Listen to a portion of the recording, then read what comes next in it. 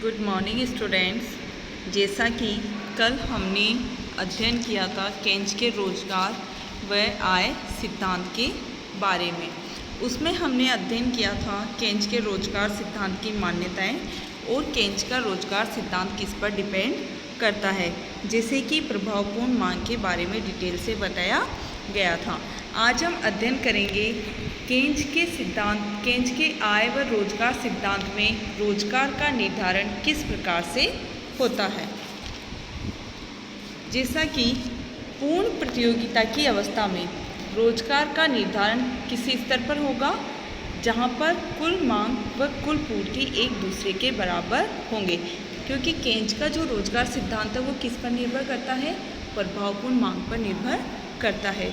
और जैसा कि मैंने कल बताया था कि प्रभावपूर्ण मांग क्या है, प्रभावपूर्ण मांग वह कुल मांग का वह स्तर है जहाँ पर वह कुल पूर्ति के बराबर होता है।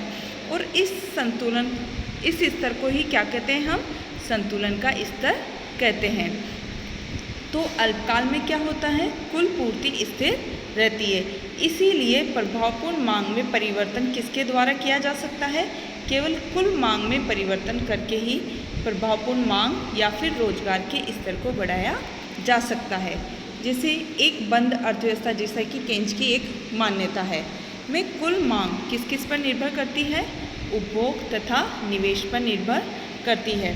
और जैसा कि मैंने कल बताया था कि कुल मांग उपभोग और निवेश पर निर्भर करती है, और उपभोग किस किस पर निर्भर करता है, राष्ट्रीय आय और उपभोग प्रवृत्ति पर निर्भर करता है। और कुल मांग का दूसरा निर्धारक तत्व क्या है, निवेश। निवेश किस किस पर निर्भर करता है, ब्याज की दर पर और पूंजी की सीमांत उत्पादकता पर। और ब्याज की दर किसके द्वारा निर्धारित होती है, मुद्रा की मांग तथा मुद्रा की पूर्ति के द्वारा निर्धारित होती है। सेकेंड है मुद्रा की मांग। मुद्रा की मांग क्यों की जाती है, तरलता अधिमान के लिए की जाती है। और केंच के अनुसार तरलता अधिमान से आशय संपत्ति को मुद्रा या फिर नगद रूप में रखना है, और वो कितने उद्देश्यों के लिए की जाएगी, लेन देन उद्देश्य, सावधानी उद्देश्य और सट्टा उद्देश्य के लिए की जाती है मुद्रा की मांग केंच के अनुसार, जिसमें से लेन देन के उद्देश्य तथा सावधानी के उद्देश्य के लिए की जाने वाली मुद्रा की मांग किस पर निर्भर करती है, आय पर निर्भर करती है। जबकि सट्टा उद्देश्य के लिए जो मुद्रा की मांग की जाती है वो किस पर डिपेंड रहती है, ब्याज की दर पर डिपेंड रहती है। तो लोग जब ब्याज की ऊंची दर पर अधिक ऋण देने को तैयार होंगे और ब्याज की दर नीची रहेगी तो लोग कम ऋण देने को तैयार होंगे। और पूंजी की सीमांत उत्पादकता क्या है, पूंजी की सीमांत उत्पादकता वास्तव में एक लाभ की दर को व्यक्त करती है, और वो लाभ की दर कितने तत्वों पर निर्भर करती है, मीन्स पूंजी की सीमांत उत्पादकता, पूर्ति कीमत तथा अनुमानित आय पर। तो इसीलिए एक निवेशकर्ता कभी भी निवेश करते समय किस किस में तुलना करता है, ब्याज की दर में और पूंजी की सीमांत उत्पादकता में। जैसा कि मैंने कल डिटेल से ये सब कुछ बताया है कि जब पूंजी की सीमांत उत्पादकता क्या होगी, ब्याज की दर से कम होगी, तो निवेशकर्ता निवेश करेगा या नहीं, निवेशकर्ता निवेश नहीं करता है। कब नहीं करता है, जब पूंजी की सीमांत उत्पादकता ब्याज की दर से कम होती है। तो अल्पकाल में ब्याज की दर को कम करके ही क्या की जा सकती है, निवेश में वृद्धि की जा सकती है। इसीलिए यदि मान लो निजी क्षेत्र निवेश कम करता है तो निवेश की मात्रा को कैसे बढ़ाया जा सकता है, सरकार के द्वारा स्वयं निवेश करके निवेश की मात्रा को बढ़ाया जा सकता है। तो केंच के सामान्य सिद्धांत के अनुसार यदि किसी देश में बेरोजगारी हो तो उसे केवल किसके द्वारा दूर किया जा सकता है, प्रभावपूर्ण मांग को बढ़ाकर दूर किया जा सकता है। और प्रभावपूर्ण मांग को बढ़ाने के लिए कुल मांग में वृद्धि होनी चाहिए, और कुल मांग में वृद्धि कब होगी, जब उपभोग तथा निवेश में वृद्धि होगी। लेकिन अल्पकाल में क्या होता है, उपभोग स्थिर रहता है, इसीलिए कुल मांग में वृद्धि किसके द्वारा की जाएगी, केवल निवेश में वृद्धि करके ही कुल मांग को बढ़ाया जा सकता है। और इसके फलस्वरूप क्या होगा, जब कुल मांग बढ़ेगी तो रोजगार में वृद्धि होगी। और केंच ऐसा मानते हैं कि निवेश में वृद्धि होने के फलस्वरूप गुणक प्रभाव के कारण आय और रोजगार में निवेश की तुलना में कई गुना अधिक वृद्धि होती है। इसे हम रोजगार के निर्धारण को एक तालिका के द्वारा समझेंगे, जिसे इस टेबल में दिखाया गया है इसके फर्स्ट कॉलम में है एम्प्लॉयमेंट, सेकंड में एग्रीगेट सप्लाई मीन्स कुल पूर्ति, नेक्स्ट थर्ड में है एग्रीगेट डिमांड मीन्स कुल मांग, और ट्रेंड्स इन एम्प्लॉयमेंट। अब इस टेबल में हम देखते हैं कि जब रोजगार की मात्रा क्या होती है, 0 होती है, तो भी कुल मांग कितनी है, 60 करोड़ रुपए है। लेकिन 0 रोजगार की मात्रा पर कुल पूर्ति क्या है, 0 है। इसका कारण क्या है, बेरोजगार व्यक्ति भी क्या है, उपभोग पर कुछ ना कुछ खर्च अवश्य करता है। अब मान लो रोजगार की मात्रा कहाँ तक पहुँच जाती है, 40 लाख तक। कुल पूर्ति के साथ साथ कुल मांग भी क्या हो रही है, बढ़ रही है। 40 लाख तक तो शुरू में पहले क्या थी कुल पूर्ति, 60 से 90, 90 से 120 और फिर 150, और कुल मांग भी बढ़ती जा रही है, 60 से 100, 100 से 120, 120 से 140 और 160, मीन्स 40 लाख संख्या तक, रोजगार की संख्या तक कुल पूर्ति के साथ साथ कुल मांग भी बढ़ रही है। लेकिन कुल मांग कुल पूर्ति से क्या है, अधिक है। कुल पूर्ति की तुलना में कुल मांग क्या है, अधिक है। इसीलिए उत्पादक क्या करेंगे, और अधिक उत्पादन करेंगे, और इससे क्या होगा, और अधिक श्रमिकों को रोजगार प्राप्त होगा। अब रोजगार की मात्रा 50 लाख की संख्या पर क्या है, कुल पूर्ति क्या है, कुल मांग के बराबर है, क्योंकि कुल पूर्ति भी कितनी है, 180, और कुल मांग भी कितनी है, 180 करोड़। तो रोजगार के 50 लाख के स्तर पर दोनों बराबर है। और अर्थव्यवस्था में क्या है, ये रोजगार की संतुलित मात्रा यहीं पर निर्धारित होगी, जहाँ पर कुल मांग और कुल पूर्ति एक दूसरे के बराबर है। लेकिन अर्थव्यवस्था में कितने लाख श्रमिक है, 70 लाख श्रमिक है, जो क्या चाहते हैं, सभी रोजगार प्राप्त करना चाहेंगे। अतः संतुलन की स्थिति में भी क्या हो जाता है, 20 लाख लोग बेरोजगार रह जाएंगे। तो इससे ये सिद्ध होता है कि संतुलन की स्थिति में भी बेरोजगारी की स्थिति संभव है, जबकि परंपरावादी अर्थशास्त्री ऐसा नहीं मानते हैं। इसीलिए केन्ज के सिद्धांत में अल्प रोजगार की स्थिति में भी संतुलन को प्राप्त किया जा सकता है। तो रोजगार की 50 लाख संख्या के बाद में जैसे जैसे हम अधिक श्रमिकों को रोजगार देते हैं, तो कुल मांग कुल पूर्ति से क्या हो जाती है, कम होती जा रही है। देखो 50 के बाद में 60 लाख श्रमिकों को अगर हम रोजगार देते हैं तो कुल पूर्ति कितनी है, 210, जबकि कुल मांग कितनी है, केवल 190। यदि हम 70 लाख श्रमिकों को रोजगार देते हैं तो कुल पूर्ति कितनी है, 240, और कुल मांग कितनी है, 200। मीन्स 50 लाख के बाद में हम जैसे जैसे श्रमिकों को रोजगार देते जाते हैं वैसे वैसे ही कुल पूर्ति बढ़ती जाती है, जबकि कुल मांग कम होती जाती है। इसीलिए उत्पादक 50 लाख से अधिक श्रमिकों को रोजगार देना पसंद नहीं करेंगे। तो ये था तालिका के द्वारा रोजगार का निर्धारण। और रोजगार का निर्धारण कहाँ होगा, जहाँ पर कुल मांग और कुल पूर्ति एक दूसरे के बराबर होंगे। इसे हम एक रेखा चित्र की सहायता से भी समझेंगे। जैसे इस चित्र में हमने एक्स अक्ष पर क्या लिया है, रोजगार एम्प्लॉयमेंट, और OY अक्ष पर क्या लिया है हमने, एक्सपेक्टेड रिसीव्स मीन्स अनुमानित प्राप्तियाँ। अब इसमें जो AS वक्र है, AS मीन्स कुल पूर्ति वक्र, और AD क्या है, कुल मांग वक्र है, और ये दोनों एक दूसरे को किस बिंदु पर काट रहे हैं, बिंदु E पर।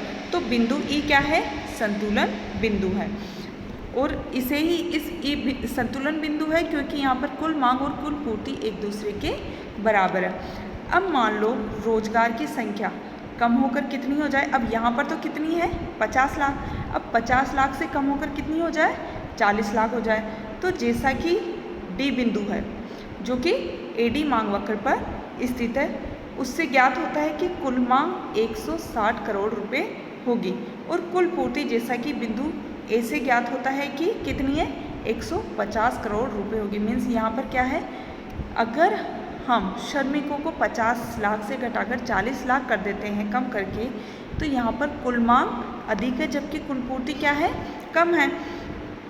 तो कुल मांग अधिक होने के कारण उत्पादक क्या करेंगे, अपने उत्पादन में वृद्धि करेंगे, और इसके फलस्वरूप रोजगार की संख्या तब तक बढ़ती जाएगी जब तक कि रोजगार बढ़कर कितना नहीं हो जाता, 50 लाख नहीं हो जाता। और रोजगार के इस स्तर पर मीन्स 50 लाख के स्तर पर ही क्या होंगे, कुल मांग और कुल पूर्ति एक दूसरे के बराबर होंगे, और यही क्या है, संतुलन की स्थिति होगी। अब मान लो रोजगार का स्तर 50 लाख से बढ़कर क्या हो जाता है, 60 लाख हो जाता है। तो कुल मांग का बिंदु C उससे ज्ञात होता है कि 190 करोड़ रुपए होगी। क्या होगी? कुल मांग 190 करोड़ रुपए, जबकि कुल पूर्ति कितनी हो रही है? जैसा कि बिंदु बी से ज्ञात होता है, कुल पूर्ति कितनी हो रही है? 210 करोड़ रुपए होगी। तो यहाँ पर क्या हो रहा है? कुल मांग कुल पूर्ति से कम होगी, जिससे क्या होगा? उत्पादकों को हानि होगी और वो क्या करेंगे? उत्पादन कम करेंगे, और कम उत्पादन होने से रोजगार कम होगा और रोजगार का स्तर दोबारा संतुलन के स्तर 50 लाख तक पहुंच जाएगा और संतुलन की स्थिति को प्राप्त किया जा सकेगा। तो इस प्रकार से केंज के रोजगार व आय मॉडल में रोजगार का निर्धारण होता है, और वो कहाँ पे होता है? जहाँ पर कुल मांग और कुल पूर्ति एक दूसरे के बराबर होते हैं। नेक्स्ट, पूर्ण रोजगार की प्राप्ति। अब जैसा कि केंज ये मानते हैं कि अल्प रोजगार की स्थिति में भी क्या प्राप्त किया जा सकता है? संतुलन की स्थिति को प्राप्त किया जा सकता है। तो अर्थव्यवस्था में पाई जाने वाली बेरोजगारी को दूर करके पूर्ण रोजगार की स्थिति प्राप्त करने के लिए क्या करनी होगी? कुल मांग में वृद्धि करनी होगी। जबकि केंज के अनुसार अल्पकाल में कुल मांग में वृद्धि करने के लिए हमें क्या करना होगा? निवेश में वृद्धि करनी होगी, क्योंकि कुल मांग किस पर डिपेंड करती है? उपभोग और निवेश पर। लेकिन अल्पकाल में क्या होता है? उपभोग स्थिर रहता है, इसीलिए अल्पकाल में कुल मांग में वृद्धि करने के लिए हमें निवेश में वृद्धि करनी होगी। तो इससे निवेश में वृद्धि होने के फलस्वरूप कुल मांग में वृद्धि होगी, जिससे अब इसे हम एक रेखा चित्र के माध्यम से समझेंगे। तो जैसा कि इस रेखा चित्र में जब मांग वक्र क्या है? एडी है, तो अर्थव्यवस्था किस बिंदु पर, और कुल पूर्ति वक्र क्या है? एएस है। जब प्रारंभ में मांग वक्र एडी है तो एडी और एएस दोनों एक दूसरे को बिंदु ई पर काट रहे, मीन्स ये दोनों बिंदु ई पर एक दूसरे के बराबर है। तो संतुलन की अवस्था क्या होगी? बिंदु ई पर। अब बिंदु ई पर कुल मांग वक्र और कुल पूर्ति वक्र एक दूसरे के बराबर है, तो संतुलन की इस स्थिति में अर्थव्यवस्था में y1 लाख लोग क्या रह जाएंगे? बेरोजगार रह जाएंगे। केवल कितने लोगों को रोजगार मिलेगा? OY के बराबर लोगों को ही रोजगार मिलेगा, क्योंकि OY1 श्रमिक रोजगार प्राप्त करना चाहते हैं लेकिन उन्हें रोजगार नहीं मिल पाता, जबकि रोजगार केवल OY श्रमिकों को ही प्राप्त होता है। इसे ही क्या कहा जाता है? अल्प बेरोजगार संतुलन की स्थिति कहा जाता है, क्योंकि इसमें हमने संतुलन तो प्राप्त कर लिया है, लेकिन अभी भी कुछ लोग रोजगार प्राप्त करना चाहते हैं लेकिन उन्हें रोजगार नहीं मिल रहा है, और वो कितने हैं? y1। अब मान लो कुल मांग वक्र ऊपर की ओर खिसक कर क्या हो जाता है? AD से बढ़कर AD1 हो जाता है। तो ये मांग वक्र AD1 पूर्ति वक्र एस को किस बिंदु पर काट रहा है? F बिंदु पर काट रहा है। तो संतुलन की नई स्थिति बिंदु कौन सा हो गया? F हो गया। तो संतुलन की इस स्थिति में जितने भी श्रमिक हैं OY1 जो रोजगार प्राप्त करना चाहते थे उन सबको रोजगार प्राप्त हो जाता है। तो संतुलन की इस स्थिति को हम क्या कहेंगे? पूर्ण रोजगार संतुलन।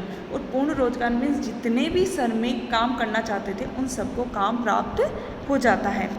तो ये थी दो स्थितियाँ, अल्प बेरोजगार संतुलन जो कि बिंदु ई पर है और बिंदु एफ पर पूर्ण रोजगार संतुलन बिंदु।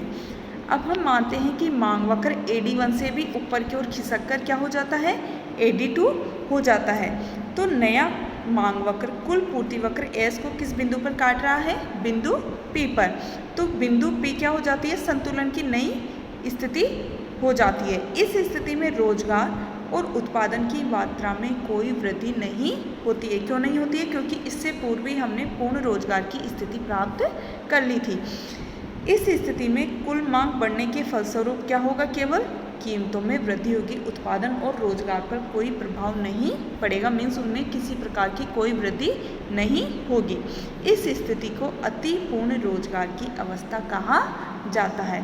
तो ये थी संतुलन की तीन अवस्थाएं, अल्प बेरोजगार संतुलन, पूर्ण रोजगार संतुलन और अति पूर्ण रोजगार संतुलन, जो कि क्रमशः E, F और P बिंदु के द्वारा व्यक्त किए जाते हैं। Thank you.